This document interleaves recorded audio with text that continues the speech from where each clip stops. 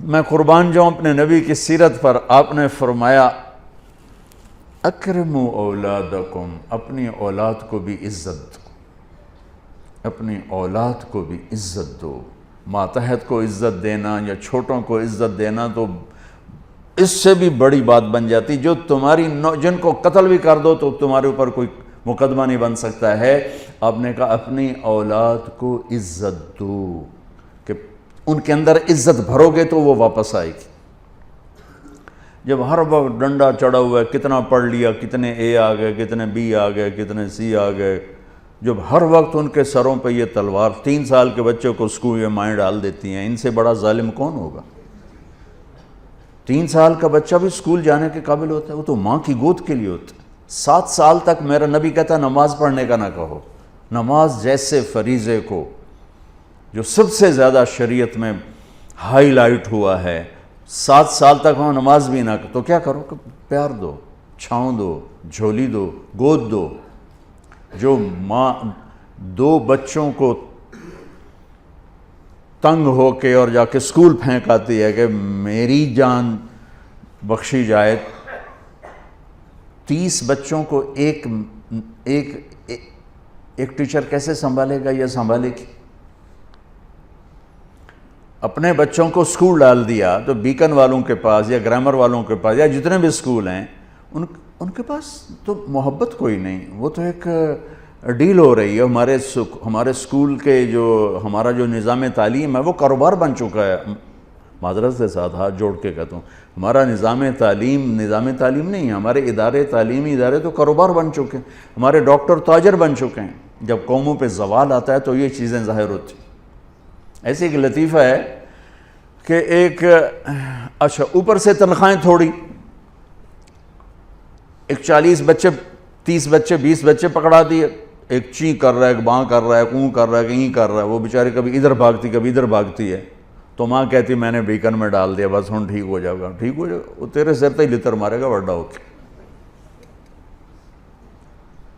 ایک ٹیچر بچوں کو پڑھا رہی تھی، تھکی ہوئی اور تنگ آئی ہوئی، کہا بچوں بولو CUP سپ. تو بچے کہنے لگے مس CUP تو کپ ہوتا ہے. کہا نہیں، بولو CUP سپ. تو انہوں نے بچوں نے پھر کہا مس CUP کپ ہوتا ہے. انہوں نے کہا اتنی تھوڑی تنخواہ میں CUP سپ ہی رہے گا، کپ نہیں ہو سکتا. میں قربان جاؤں، میرے نبی نے کہا اکرموا اولادکم، اپنی اولاد کو عزت دو. سب والدین بیٹھے ہوئے ہیں، ماں باپ بیٹھے ہیں. میرے نبی خود کیسے عزت دیتے تھے؟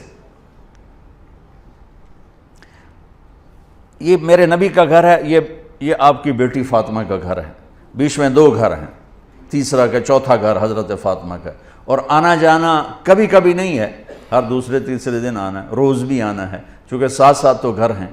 اور آپ کو اپنی اولاد میں سب سے زیادہ پیار حضرت فاطمہ، میرے جگر کا ٹکڑا ہے. جس نے اسے سکھ دیا اس نے مجھے سکھ دیا، جس نے اسے تکلیف دی اس نے مجھے تکلیف دی. فاطمہ میری بیٹی جنت کی عورتوں کی سردار ہے. ایسے خوبصورت فضائل تو کسی کو نہیں ملے. میرے بیٹے حسن حسین جنت کے نوجوانوں کے سردار ہیں. فاطمہ، تو، میں، یہ دونوں، یہ علی، ہم 5 قیامت میں اکٹھے ہوں گے. میرے نبی چیئر پر بیٹھے ہوئے ہیں، زمین پر بیٹھے ہوئے ہیں، چارپائی پہ لیٹے ہوئے ہیں، اور حضرت فاطمہ انٹر ہوتی ہیں. ہم سب والدین بیٹھے ہوئے ہیں. اس کے بعد آپ انالیسس کریں کہ ہم اپنے بچوں کو یہ پروٹوکول دیتے ہیں. اور عام طور پر بیٹے کو پروٹوکول زیادہ ملتا ہے، بیٹی کو تو ملتا ہی کوئی نہیں. وہ تو شروع سے ہی بیچاری رگڑے کھاتی. حضرت فاطمہ انٹر ہوئیں، آپ کی نظر پڑی، آپ کھڑے ہو جاتے، تعظیم میں کھڑے ہو جاتے تھے. ہم بڑوں کے لیے کھڑے ہوتے ہیں نا، ہونا بھی چاہیے، کوئی ادب ہے، احترام ہے، یہ ہمارا ایک کلچر ہے، بہت اچھا ہے. لیکن میرے نبی کیا کر رہے ہیں؟ بیٹی کے لیے کھڑے ہو رہے ہیں. اور کھڑے نہیں رہتے تھے، تیزی سے آگے بڑھتے تھے. تو اب میں نے لگام لگی، میں اگر جا نہیں سکتا تو وہ تیزی سے آگے بڑھتے تھے اور جا کر حضرت فاطمہ کا ہاتھ پکڑ لیتے تھے اور ہاتھ پکڑ کے بوسہ لیتے تھے، پھر ہاتھ چھوڑتے نہیں تھے، ہاتھ پکڑے پکڑے یوں تشریف لاتے اور پہلے کہتے بیٹھو یہاں، پہلے حضرت فاطمہ کو بٹھاتے، اس کے بعد خود بیٹھتے تھے۔ یہ میرے نبی کی سیرت کے وہ پہلو ہیں جو آپ نے شاید کبھی نہیں سنے ہوں گے۔ چاند کے 2 ٹکڑے کر دیے، اس سے میرے نبی کی عظمت کا تو پتہ چلتا ہے، لیکن مجھے راستہ تو نہیں ملتا کہ میں نے زندگی کیسے گزارنی۔ ہم اپنے نبی کو بیان بھی کرتے ہیں تو معجزات کو بیان کرتے ہیں، جو ہمارے لیے اس میں عظمت تو موجود ہے، ایمان عقیدہ تو موجود ہے، لیکن رہبری تو یہاں سے ملے گی جو میں آپ کو نبی کی لائف بتا رہا ہوں۔ کھڑے ہو جاتے،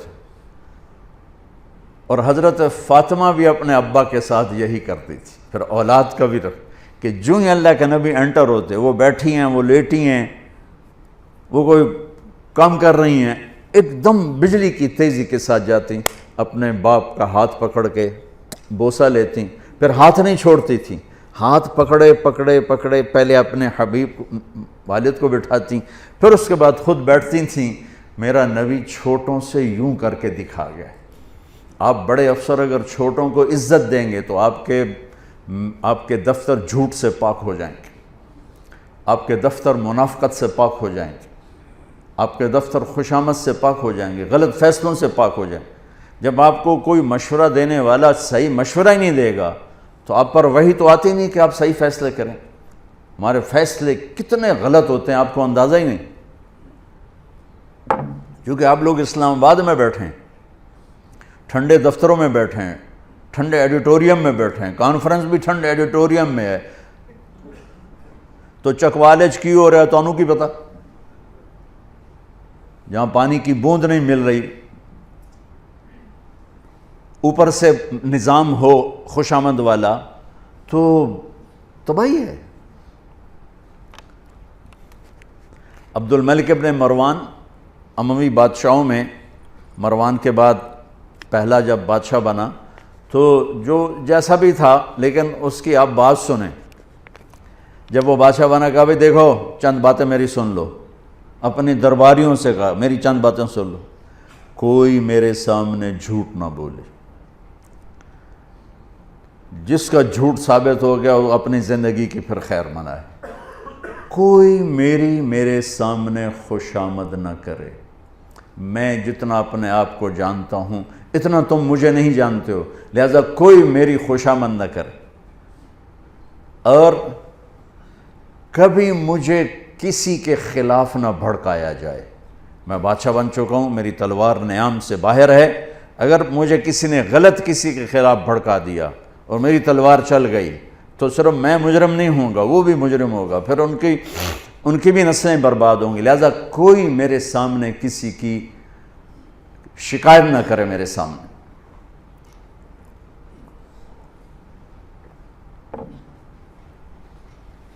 تو لفظ تو ایک تھا لیکن بات بہت لمبی ہو گئی، لیکن مفید ہی ہوئی۔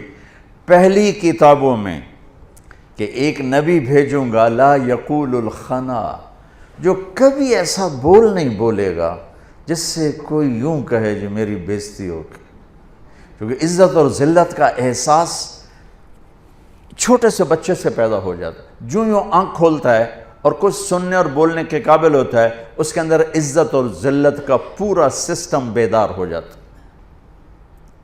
جب وہ مار کھاتے ہیں تو اندر ہی اندر ان کے اندر لاوا پکتا ہے۔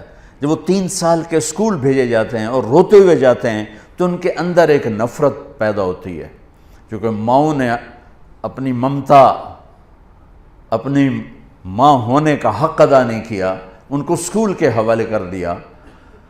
تو وہ مجھ سے چند مائیں کہ تو پھر کیا کریں، اسکول ہی پھر داخلے نہیں ملتے۔ میں نے کہا تو ہکو صرف یہی سکول رہ گئے تو میرے کو لیا، میں 10 سال دا بھی داخل کر لوں گا۔ ویسے میں نے مذاقاً کہا کتنے اسکول میں آپ نے اسٹیٹس کیوں بنا لیا؟